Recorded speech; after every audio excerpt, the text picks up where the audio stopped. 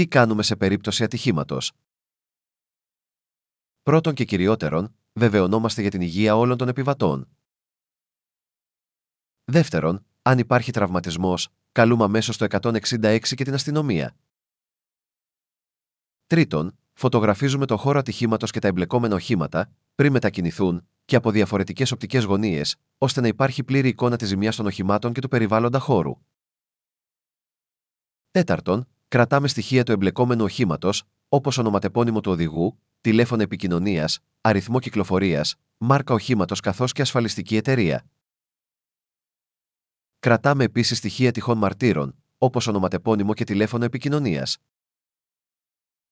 Έκτον, σημειώνουμε την ημερομηνία, την ώρα και την οδό που έγινε το τροχαίο ατύχημα.